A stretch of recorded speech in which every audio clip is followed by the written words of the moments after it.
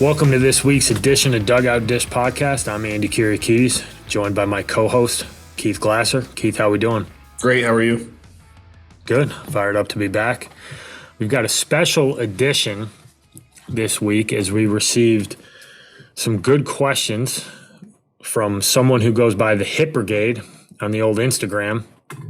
So we're going to tackle some of the stuff that he requested we touch on today. So basically what we're going to try to hit today, and here's how the question came through, was what are the best venues to gain traction with coaches?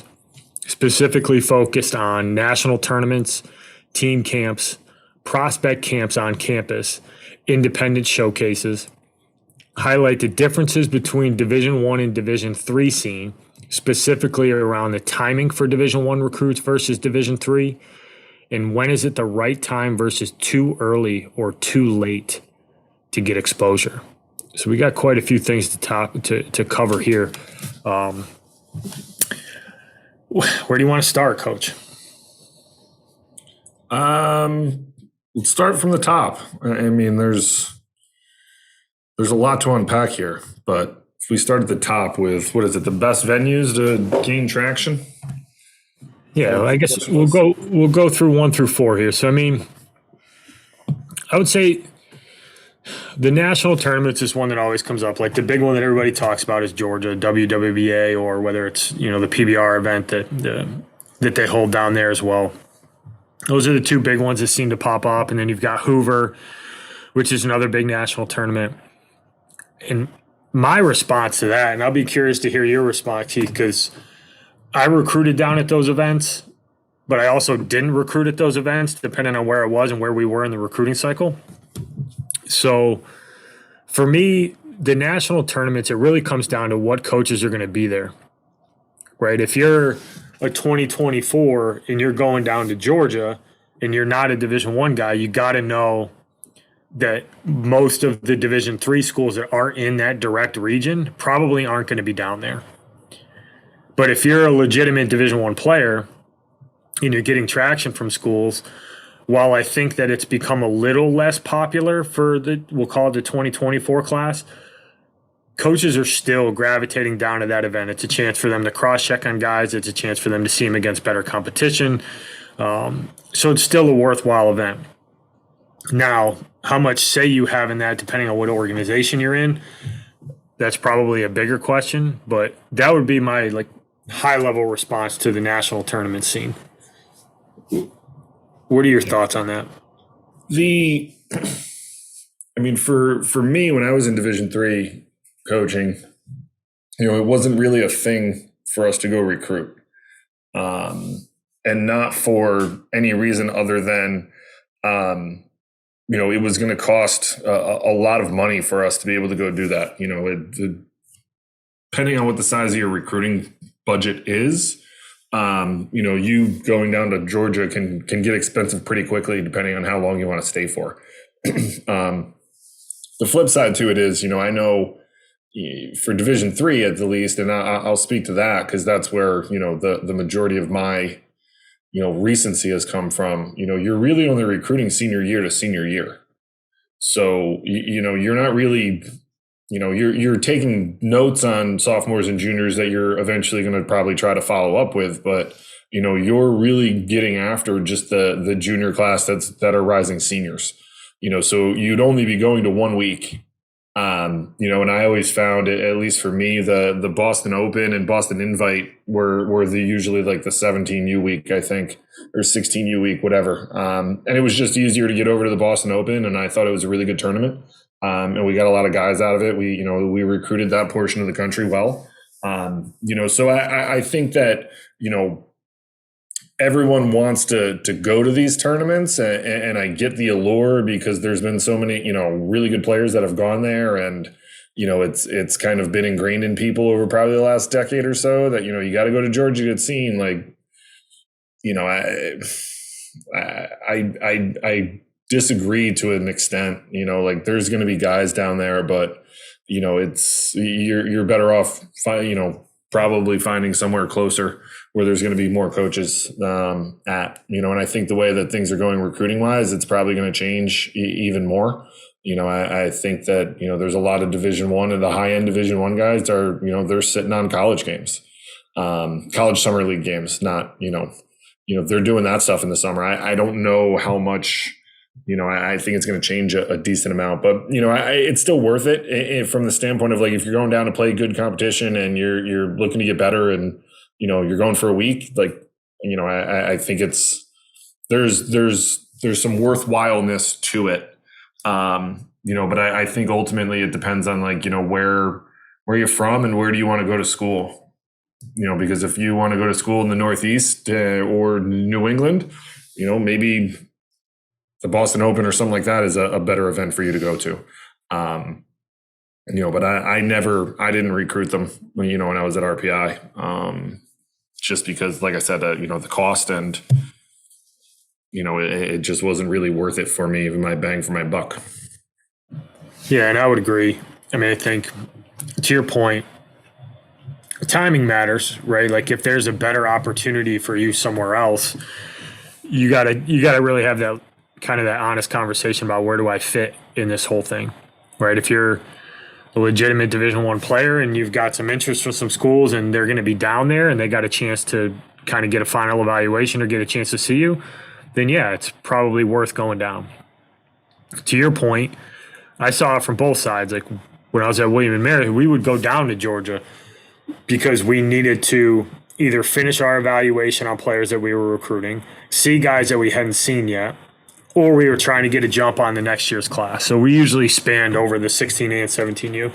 But when I was at Vassar, we never went down to Georgia because it wasn't worth the time or the effort to go down there when I could drive to Diamond Nation or drive to the New England Baseball Complex, go see likely the same teams, slightly different time, but you're probably going to see the same teams, you're going to see the same players, and that's where we fit. So if you're a 2025 right now, or you're a 26 going into next year, and you got a chance to go down and play in Georgia, go. Enjoy it, like experience that. But if you're somebody who's getting down to crunch time and you need to make sure you're in front of the schools who are actually going to recruit you, you need to have an honest conversation about what's best for me. We had that with a couple of the guys that we work with where we said, hey, listen, I know Hoover would be fun, but you need to be in Boston this weekend because all the schools that like you or all the schools that you're interested in are going to be in Boston. So we need to get there. And it was fruitful for them. Right. Because they were there. They were in a location where teams that were recruiting them or were interested in seeing them were actually going to be. So as far as the national tournaments go, yeah, they're fun. Some of them are super competitive. Some of them are very much pay for play. But you got to really just have an honest conversation about where you are in the recruiting process, and are the schools that are going to be recruiting you or be of interest to you actually going to be there evaluating you? Because if they're not, and you're going to go, you just got to recognize the fact that you're going down there simply to compete, not really to get recruited. Right. And I think it's hard in some instances because you don't know who's going to be there. But, that's on the front end, you got to do the due diligence of reaching out to people. And, if you tell a bunch of people that you're going to be in Georgia and they all tell you that they're not going to be there, like, you're not going to get seen by any of them if you're going down there to play, so you just have to know that that's, part of, the cost of doing business. If that's what you want to do and that's what you're going to sign up and move on, then, if you reach out to a bunch of people and they don't see it play, like that's just, it is what it is at that point. Yeah. I mean, I think the other thing I'll add on this is if you get invited to one of the events down there, you get invited to the PBR Futures games or something, go. Mm-hmm. Like that event, the farther we get away from the contact period change that happened recently, the more important that event is going to be for underclassmen. Because once you get past the 26 class, and I would even say that the 26 event's going to be ultra competitive because there's not as many 26s committed as there are 25s going into the event this year. But moving forward, if that contact rule stays in place, that is going to be the premier event for uncommitted kids who have attended a PBR event at some point in time, period. So that's probably going to be one of the most heavily covered events in the country because everybody's going there. Everybody on the field is essentially free game, and you're going to get a chance to evaluate really good players against really good competition. That's likely going to be almost exclusively Division I teams, and we'll touch on this because one of the questions is the timing. But for futures games, 2025s, 26s, that's it's pretty much just Division I teams. Are there some Division II, Division III teams that might go to that? Maybe, but they're probably not going to be all that fruitful for them because if they're at that event and they're uncommitted, they're probably one of the better players, which means that their timeline is going to be expedited, which means they're probably going to be off the table before, the Division II and Division III cycle kind of rolls around. Right. We should go to the futures games. Nailed it. As far as team camps, and this is a little bit of a newer layer to the recruiting circuit in recent years. It certainly wasn't a big thing 5 or 6 years ago, but it seems to be increasingly popular with schools where I was at one with Delaware, and I thought it was awesome is that they get 4 to 6 teams. It's usually not any bigger than that. Onto a campus. They run a pro-style workout, and then they do pregame work, BP, and then they play games over typically a 2-day period. They're usually invite in terms of the teams get invited, but if you have an opportunity to go to one of these camps, similar to the prospect camps that are on campus, like the one that I went to at Delaware, which they did an awesome job. I thought it was a really good event. There was 10 other college coaches there. Some of them Division I, Division II, Division III, junior college. Like there was a wide array of schools. So if you get a chance to go to one of those, especially if it's going to be a campus or a school that you're interested in, I think it's kind of it's like the most bang for your buck. You get a bunch of other coaches there. You're going to play a game setting, so you get a chance to actually play the game, and you get the workout, and you get to see a facility, and you get to see a campus. If you have that opportunity, I would take advantage of it 100%. You just got to know where you're getting into. Like if you're going to Virginia's team camp and you're not a kid who can play at Virginia, you want to make sure that there's going to be other schools there that are of interest to you. Like that was one of the things I thought Delaware did really well is that it was a really diverse mix of coaches. There were some academic Division I's, there were some academic Division III's, and everything in between. And so, the 4 teams who were at that event got exposure to a pretty diverse group of coaches. And I think that's what you're really looking for is making sure that you have an opportunity to showcase yourself in front of schools that are of interest to you. Yeah, I love the team camp. I don't know this, and this could be fake news if I'm wrong on this, but one of the earliest ones that I can remember was at Fordham, run by Coach Tatoma, who essentially had to run down to a science. But I was working their camps in I want to say like 2015, 2016. Like it's been a while. But I love them. Like they did a great job at Fordham. And I know a lot of people do them now where there were 10, 11, 12 schools at the team camp, which, obviously is a selling point for, the teams that are coming there, that you have a plethora of coaches there that are, legitimately there to work and watch you play and umpire and do all those things. But it gives the coaches kind of an up close and personal view of, how you go about your business, what you look like on the field and things like that. So it's a really good setting. The one thing I will say is it's a little less competitive, obviously, from a game intensity standpoint. Doesn't mean that people aren't trying to win and do stuff, but the college coaches are umpiring and, usually it's behind home or behind the mound, so it's a little less, official from that standpoint, but you still get to play, you still get to compete. You get to be in front of a lot of coaches that you might not otherwise be able to get in front of, but you're going to have their undivided attention on those 2 or 3 days while you're at that camp. So if nothing else, you're going to have a good look from 10, 11, 12, 13 coaches, from a pro style workout, from games, from live ABs, from pitches, whatever it is. Like you're going to have eyes on you the entire time. So bang for your buck there is probably, a little bit better than some of the tournaments you might go to. Yeah, I think there's a level of comfort that comes with that as well, because you're usually playing with guys that you show up and you play with and you've been around. It's like a little bit more of a natural setting for guys. Like, we'll get into this, but like the independent showcases, like the Head First and the Show Balls and different stuff like that, where they put you on teams and you go play. Well, it's a little bit different if you're a shortstop and your second baseman. Like, there's a level of comfort there. Right, if you're a pitcher and you're throwing to a guy who's caught you all summer, there's a little bit more comfort there.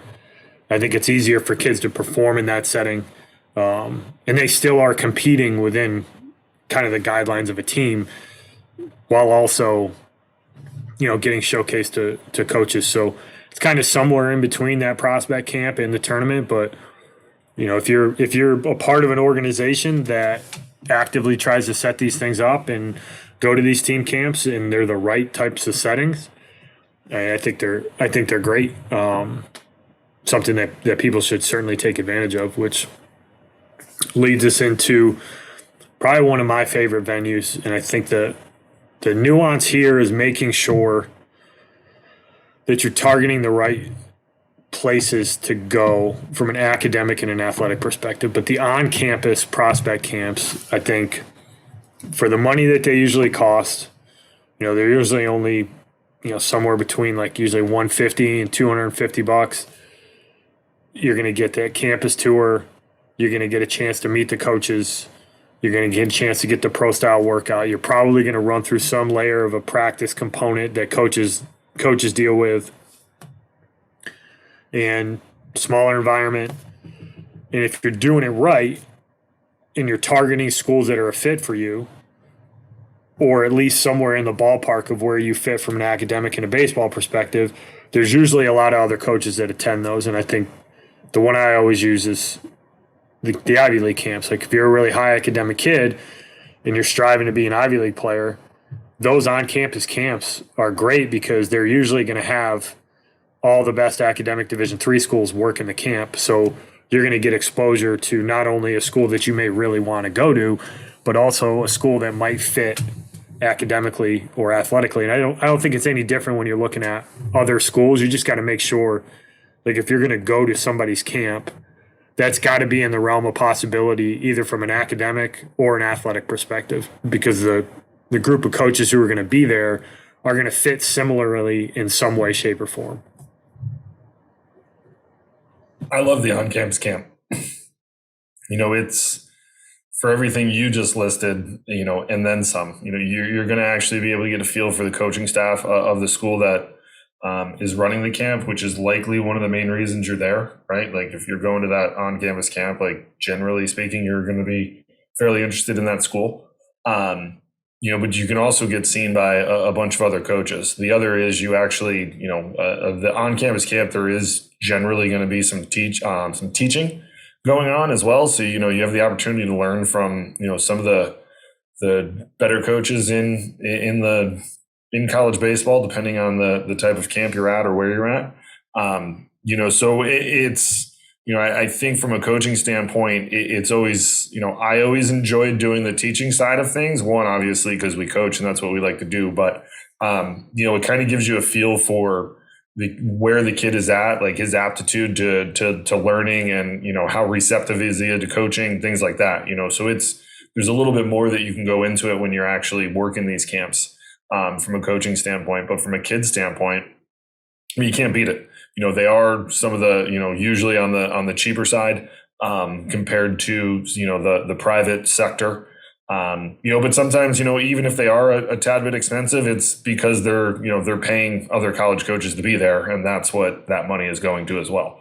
So you're going to more or less, kind of like team camp, like you're kind of guaranteeing yourself 7, 8, 9, 10 coaches at certain events for on-campus camps. For me, I always work Columbia camp. I work Brown camp.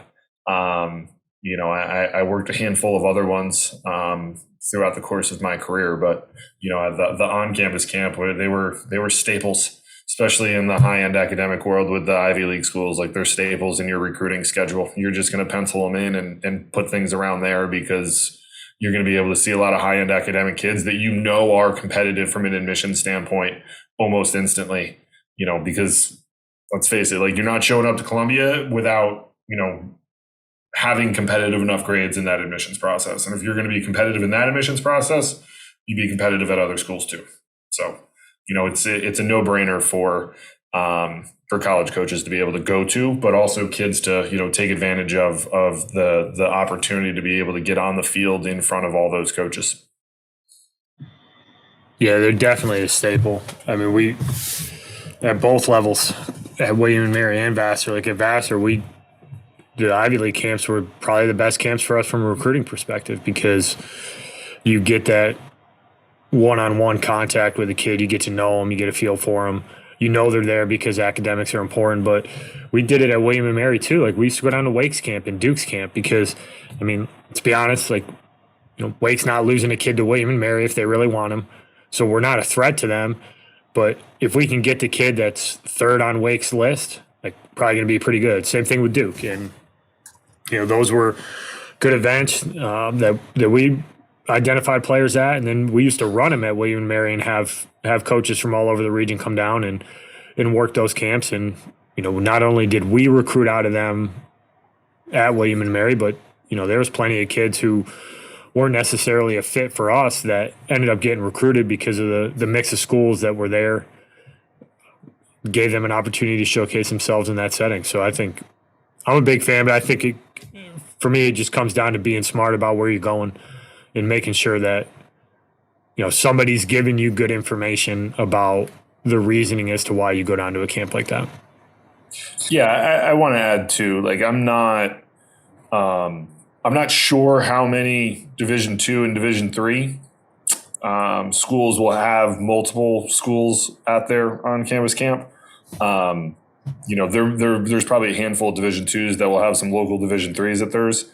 I don't know how many Division IIIs. Like, I never had other schools at RPI's prospect camp, but that was just because we kept our numbers small, and I was more interested in getting people on campus that wanted to go to RPI and guys that I was interested in getting to campus. So, that's the other side of it. While yes, they are great that you can have multiple coaching staffs, like, you should do your research and just ask, like, are there going to be other coaches there, or is it just this staff? But I would generally say that this is a very blanket statement that Division I will have multiple staffs. Division II, maybe, depends on the school. Division III is likely just going to be like that school. So, blanket statement. No, I think that's not only is it valid, but I think it's something you want to be cognizant of. But yeah, I mean, I think the general consensus here is that if done right, they can be really fruitful. The last one is kind of the independent showcase piece, which is, you're going to be, head first, show ball, I-95. I mean, there's best in the U.S. Like, a lot of organizations do it. They all do it a little bit differently. For me, the two biggest things about this are timing and school selection again, right? Like, head first and show ball have kind of their own niche in the academic world. So if you're an academic kid, those are great opportunities to get in front of a boatload of academic schools, right? And we both worked them.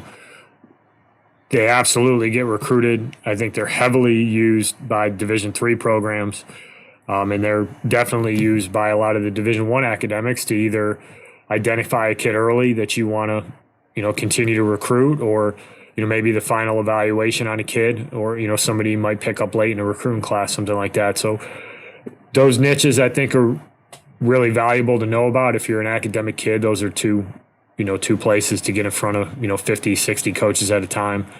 And then you have kind of like the wider ranging independent showcases like I-95 or Best in U.S., where they're going to have a little bit more of a diverse coaching mix. And I think the big thing to look at there are the schools that are going to be there ones that you're interested in, ones that you have an opportunity to potentially play for. And obviously we've harped on that with a couple different things, but you don't want to waste your money going to an event with a bunch of schools that you don't have any interest in, because you're just paying money to, run a 60-yard dash and take some BP and maybe play a game. But if there's a list of coaches there that are of interest to you, then yeah, absolutely. It's a great way to get there, because those coaches can't be everywhere. It's a great way to guarantee that you get in front of some schools that you're interested in. Yeah. The private sector here is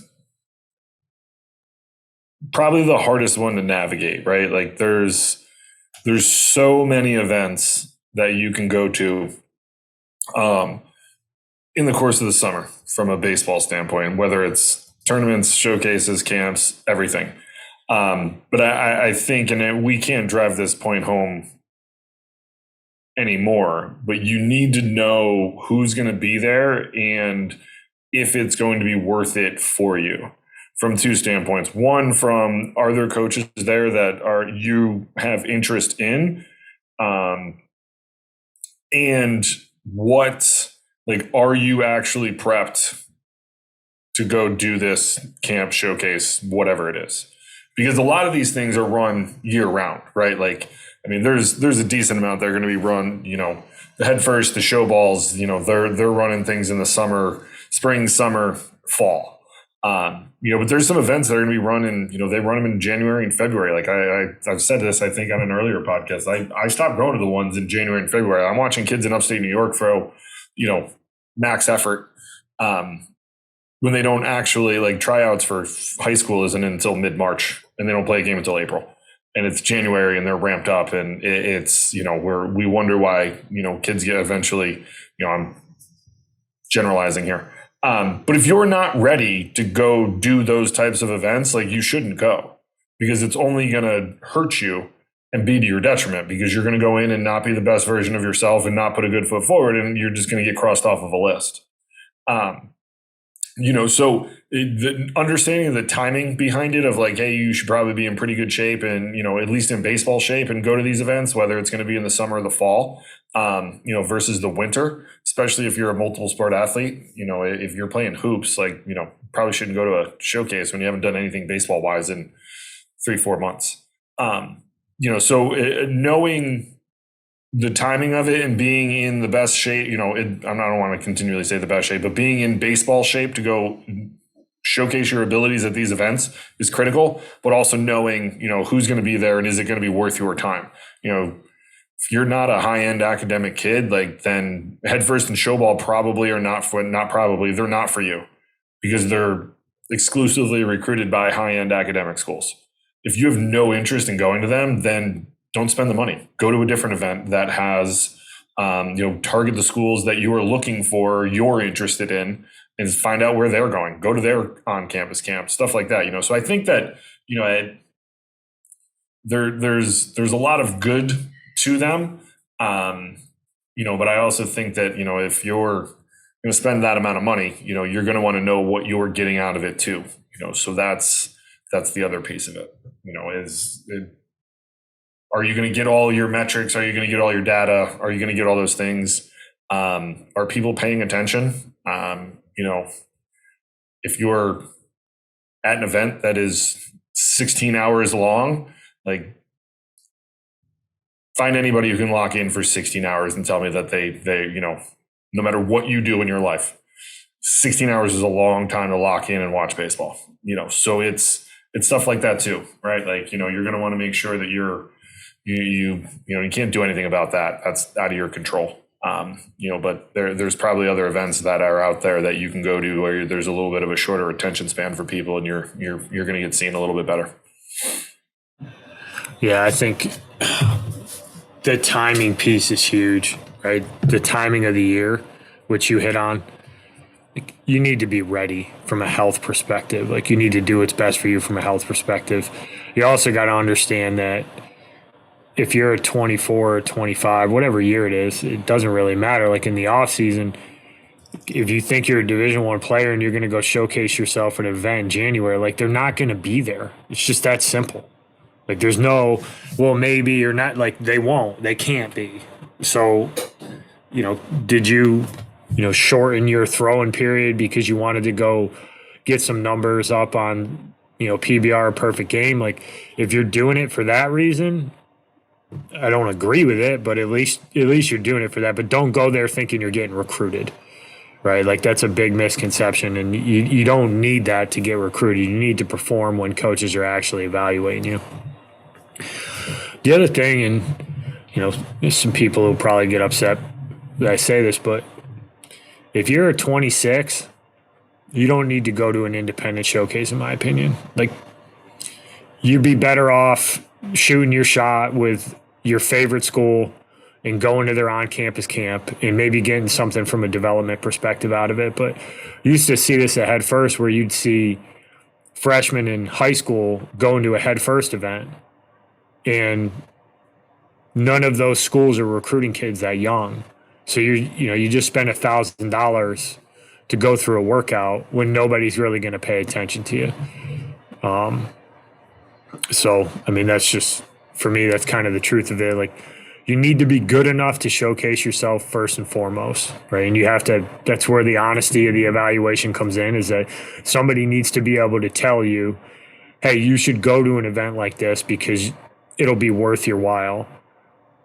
Or somebody needs to tell you, hey, man, you need to throw harder, or you need to run faster, you need to get stronger before it's worth you showcasing yourself. Otherwise, you're just flushing money down the toilet that could be used to help develop your son to maybe do a more targeted, for the money you spend on some of these independent camps, you might be able to do 3 targeted on-campus camps. It might get you a lot more out of it from a developmental perspective. So, once again, I guess it comes down to timing and really having an understanding of where you fit.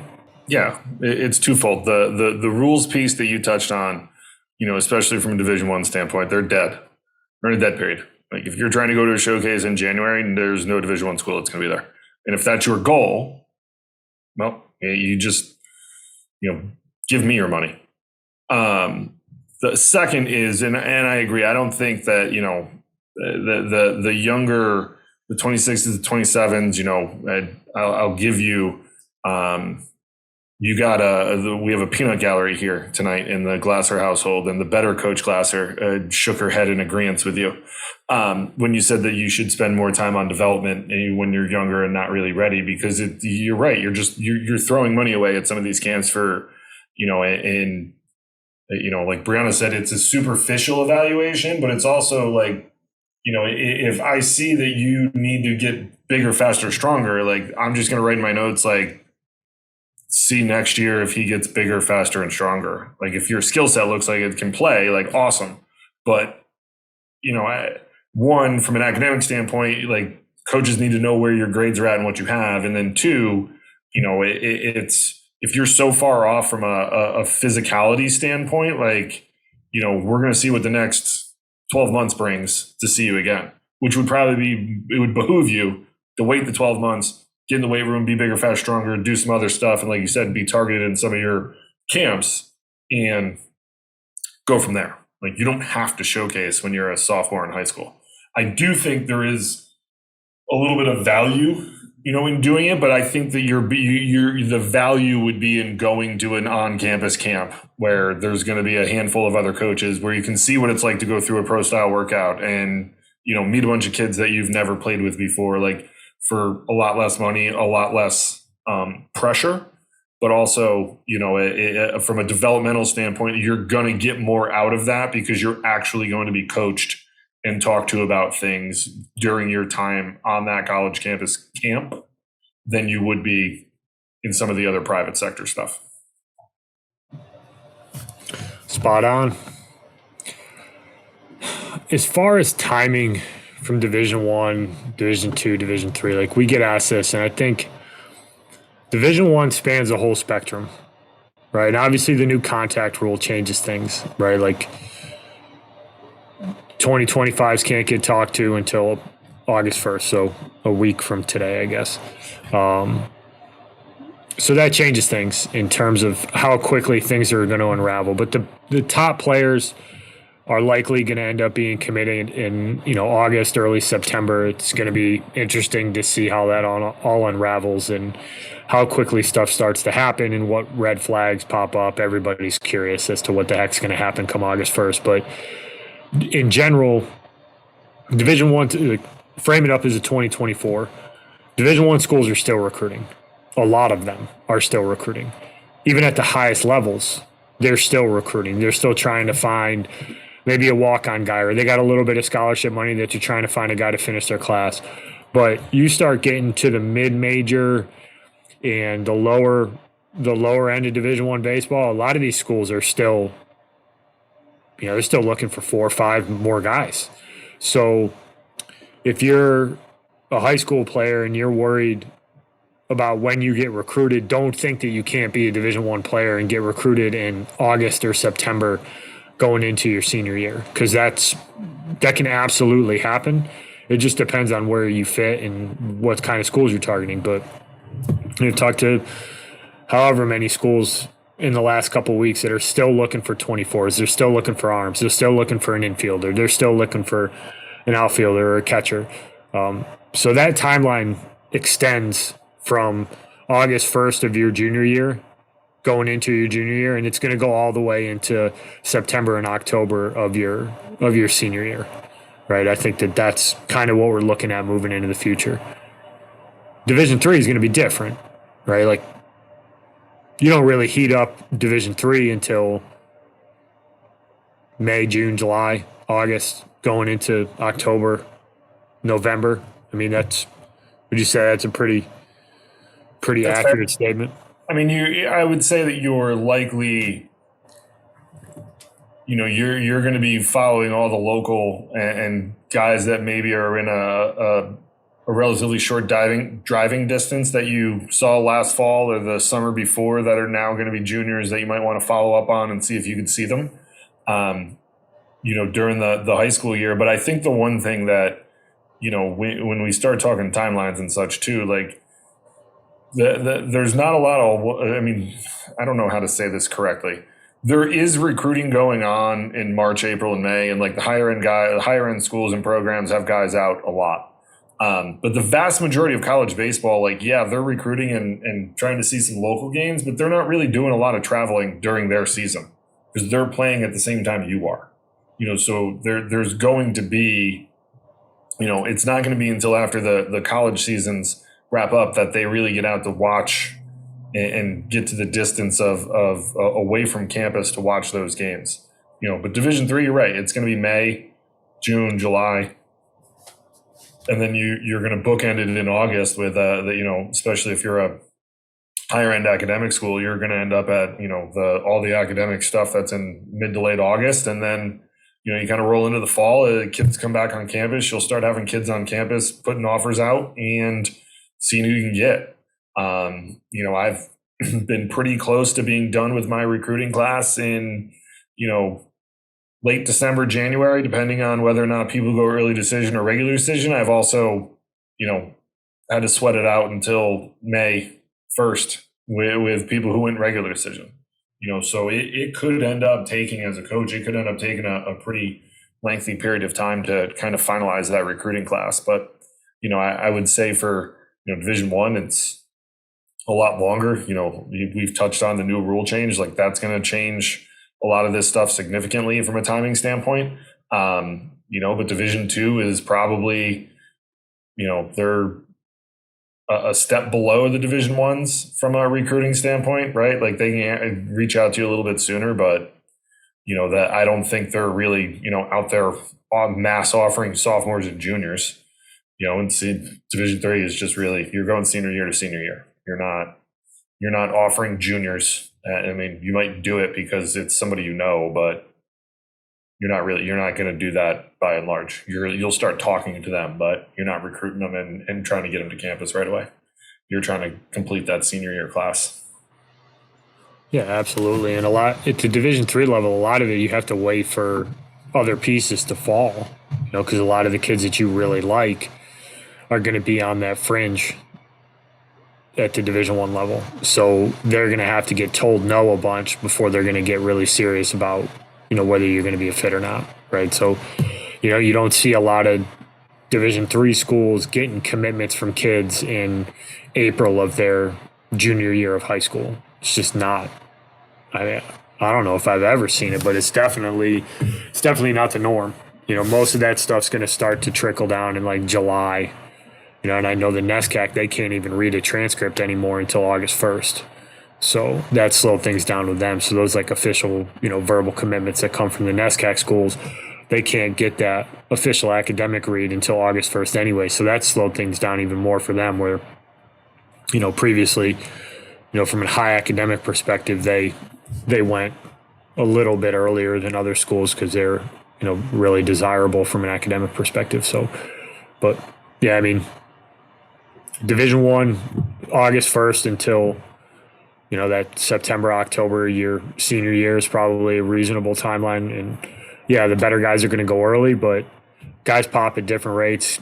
Guys develop at different rates. So there's guys floating around right now that are legit players that are still uncommitted. So, if you're a guy who thinks you're a Division I player or desires to play Division I, like don't think that window has closed because a bunch of other guys have committed. And if you're somebody who's more of a Division III player, like the process is probably going to take a little bit longer. You're probably going to go into that September, October range. And to your point, Keith, sometimes as a coach, you sweat it out until May when you get your regular decision stuff back and you're hoping a guy ends up choosing you. So the last question we got from the Hit Brigade was, when is the right time, too early versus too late? And I think we've probably hit on this a little bit, but I don't know if there's a right time. I don't think you can be too late, but I think you could definitely be too early. And I think early is really just going to come down to where do you fit in this whole thing? This whole recruiting rigmarole. If you're 75 to 78 going into your senior year, yeah, you probably don't need to spend a ton of time going out and showcasing yourself at events. You probably just need to focus on getting better so you can get to that 80 to 82 or 81 to 84 in the spring and become a more recruitable player. Like that's my thought on it. It's like you need to be recruitable in order to get recruited. You don't just get recruited because you want to get recruited. Yeah, wouldn't that be nice? Oh, be great. But no, I agree. There's no, I don't think there's ever really a too late. It's going to depend on obviously where you are in your development and where the school that is recruiting you is in their process, which I think is, it's different at each school and program with where they are from their recruiting standpoint. But with the new rule, I don't know if you can ever really be too early.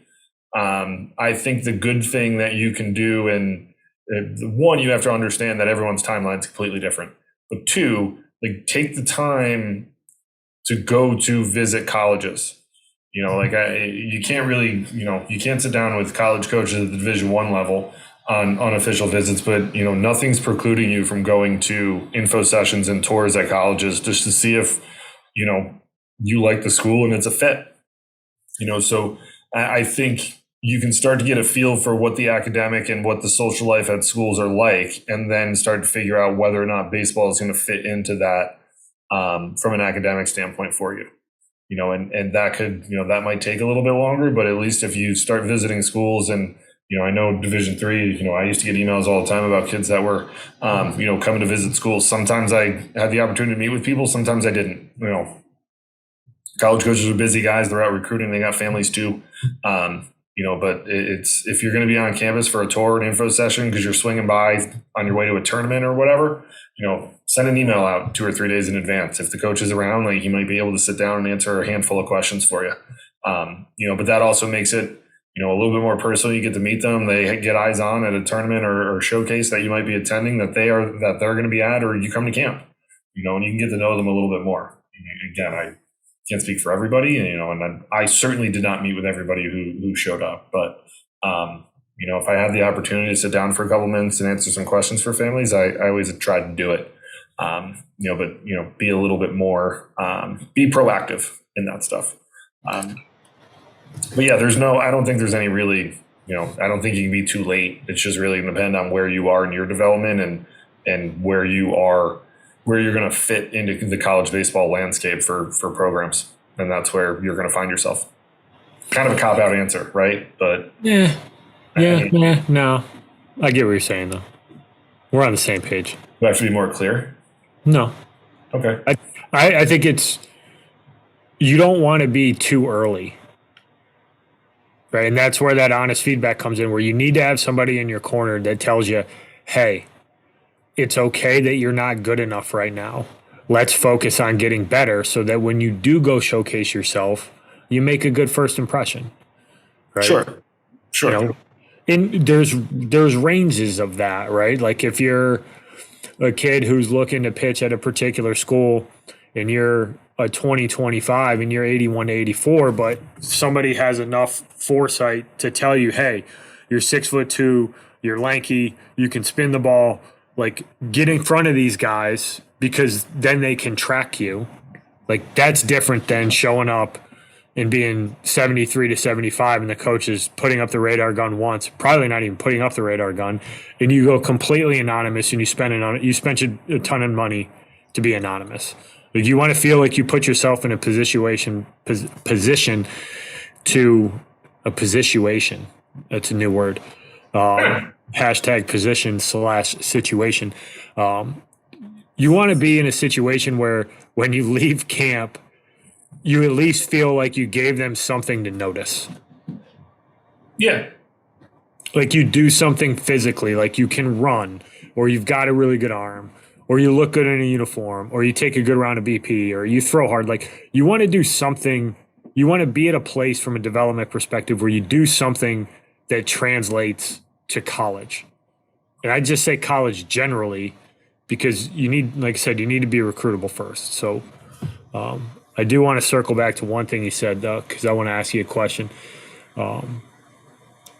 Because I know I got these emails, and I know you got them too.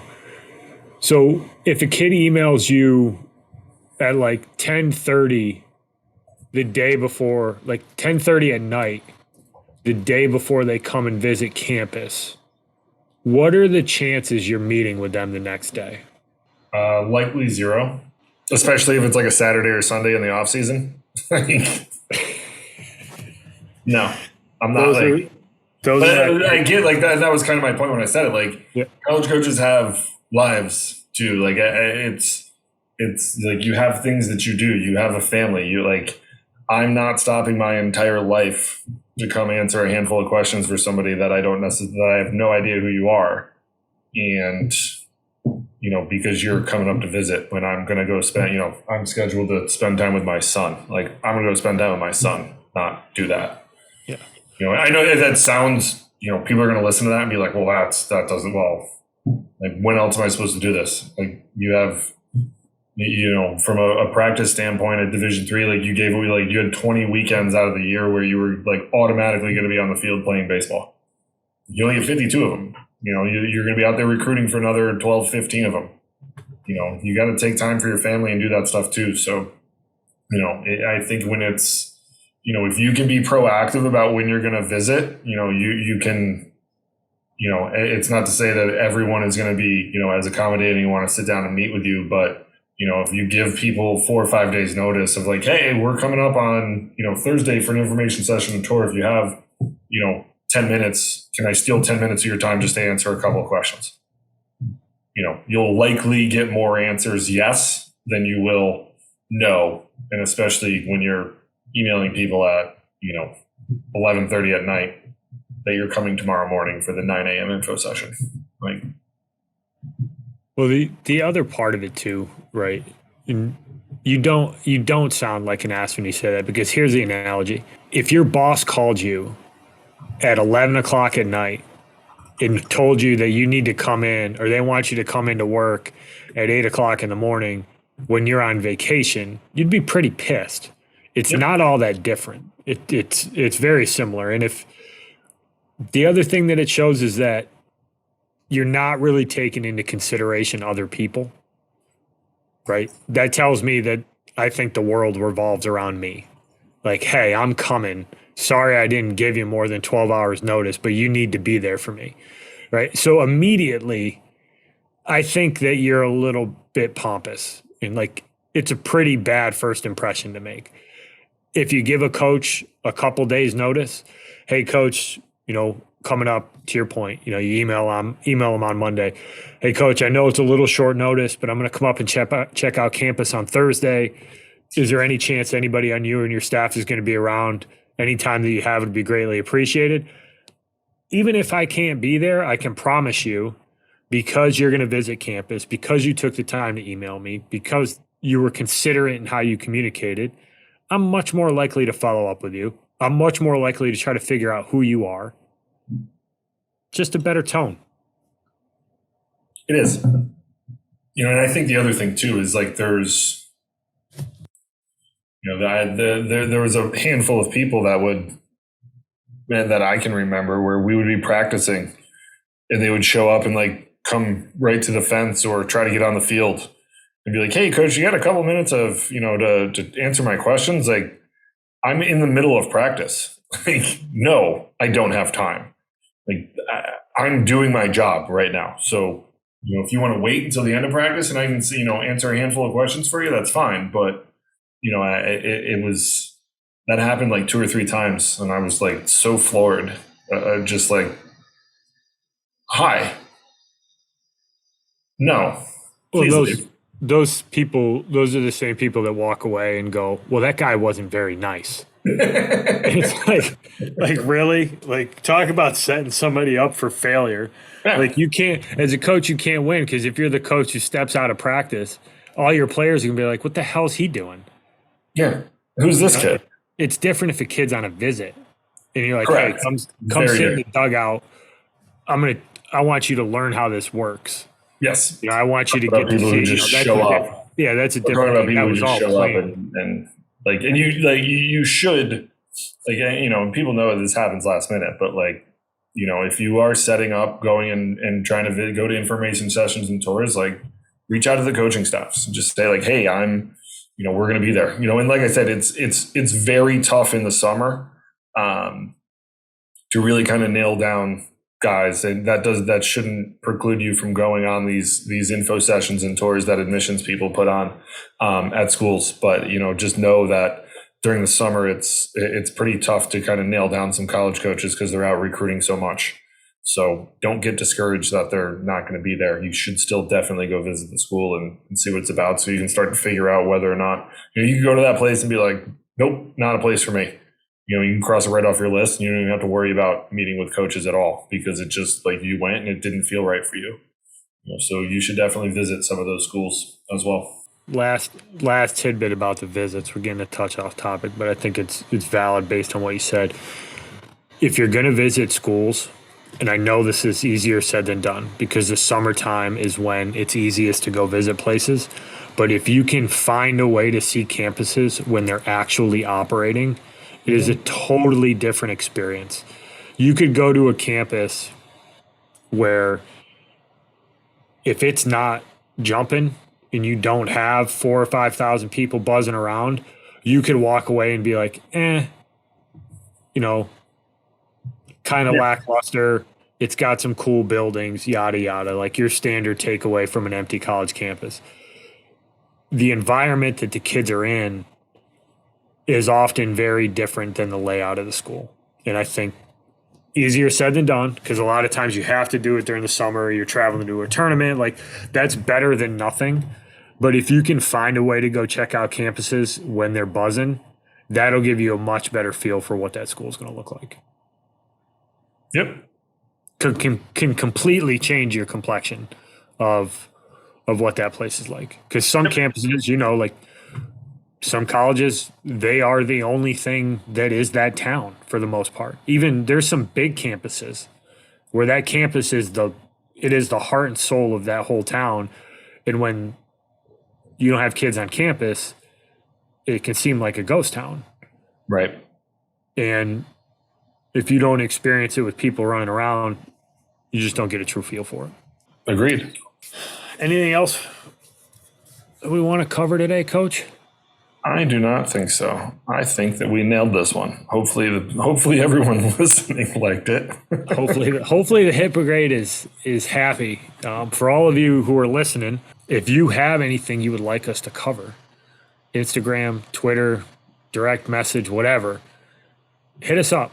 We will absolutely push that to the front of the line. We want to make sure that we're answering questions, not just talking about things that we think are valid, but we want to make sure that we're touching on things that are important to people who are going through this process. So we encourage you to do what the Hit Brigade did. It was actually kind of cool to see that come through. So thank you everybody for listening. If you're watching on YouTube, what do they need to do, Keith? Smash it. Smash the like button. Smash the like, smash the subscribe. Twitter and Instagram at EMD Baseball. Follow us there for some recruiting advice. Track some of the players that we're working with. Hopefully you can learn some stuff about what we do. If you want to know more about what me and Keith do at EMD Baseball, go to emdbaseball.com. We are happy to help. We look forward to helping more families and players navigate this process. But until we meet again, adios.